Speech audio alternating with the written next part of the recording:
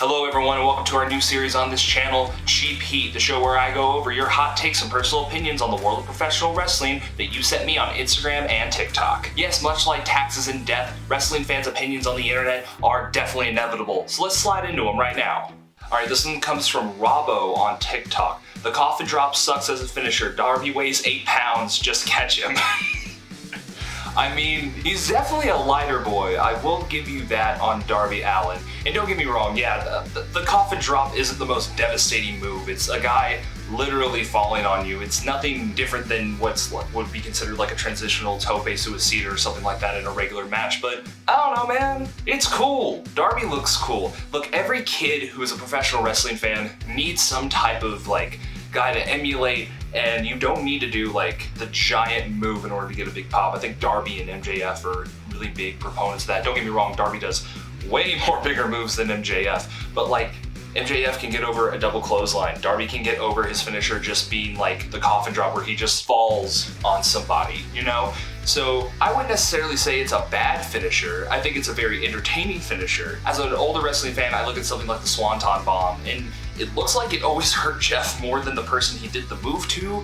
And as someone who now has pinched nerves in his back and got a trampoline way too young as a kid, can definitely guarantee that. I will be sending WWE my chiropractor bill. I really like this one from my friend Shayna Hill, official on TikTok. Orange Cassidy's title reign has been more impressive than Roman's, and that Walter is the most impressive champion in the WWE. So on the Walter thing, I love the guy. I think he's great, and I do agree with you. I think he is probably the best in-ring champion WWE has really had in quite some time. But yes, I absolutely agree, and whoever beats Gunther for the title is going to be a megastar. Fingers crossed that it's Chad Gable. In regards to Orange Cassidy's title reign being more impressive than Roman Reigns's, I look at these title reigns in two different departments. Roman's is about the sports entertainment and the story of it.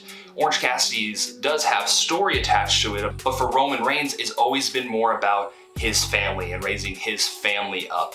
Mind you, the Bloodline storyline has had some great parts, but that's going to be the thing when you run a 3-year-long story, or plus 3-year-long story at this point, which is you're going to have those valleys from the peaks, right? Not everything can be this. Not everything can be Sami Zayn at Elimination Chamber, Jey Uso at SummerSlam, the Usos versus Roman and Solo at Night of Champions. You're gonna have those low points. The Bloodline is still a very intriguing story, I think, but when it comes to Orange Cassidy being a better champion, the fact that we got to see him come out on Dynamite every week, Rampage, Collision, no matter what it was, you knew OC was going to be on the card defending that belt. And I would even say that it's added to not only his legacy, but AEW's legacy as well, that no matter the backstage turmoil that was happening or the uncertainty in the main event scene, Orange Cassidy was always going to be that guy to step up, to put on a show for whoever bought an AEW ticket, and he should be very well commended for that. Both reigns are most definitely impressive for different reasons, but I do think Orange Cassidy's is putting the international title just in a different league within AEW, and is definitely more of an in-ring resume and title reign than per se Roman's, but Roman's has been more entertaining in the story aspect of it. Both fantastic reigns. I personally really enjoyed Orange Cassidy's because while it was long, it was still precisely to the point, and Roman's has been kind of lingering. You know, like it's kind of been jumping the shark as of late, at least in my opinion. Speaking of champions, Alex on TikTok says, Mark Henry has the greatest World Heavyweight Championship run. I love the Hall of Pain so much. I want to see Mark Henry in a salmon-colored jacket. Now, in the entire history of the World Heavyweight Championship, Mark Henry is most definitely super high up there. Yeah, I would most definitely agree. It's up there. I don't know if it's the greatest. It definitely made me see Mark Henry in a whole new light.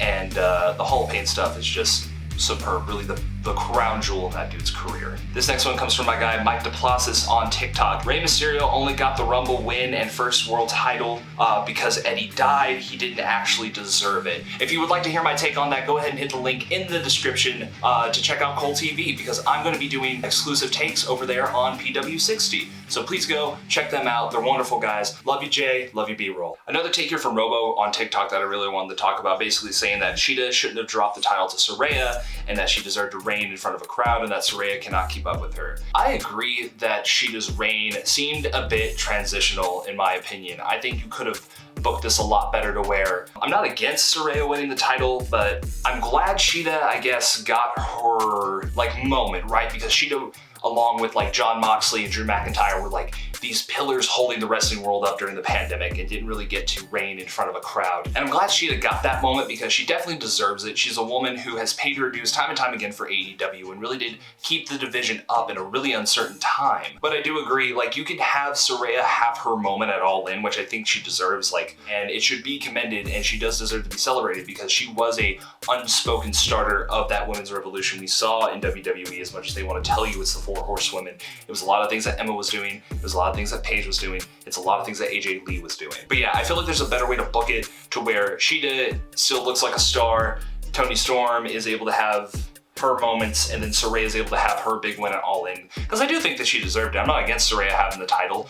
I wish she could wrestle more. Mind you, she's only been champ for about 3 weeks, but literally haven't seen her on Dynamite or Collision. Super Mario Dinosaurs on TikTok has to say, traditional TV will get snubbed by WWE's next TV contract and someone like DAZN will get it. Not a hot take, but a hot wrestling opinion. I think that there's something really here to this. Maybe not in this TV contract, but the next TV contract. More and more we're seeing in the world of professional wrestling that like online services are going to be the way of the future, and not just for wrestling, for entertainment just in general. Switching to something like DAZN would be interesting, but it would have to come at a hefty cost for the parent company to DAZN, for WWE.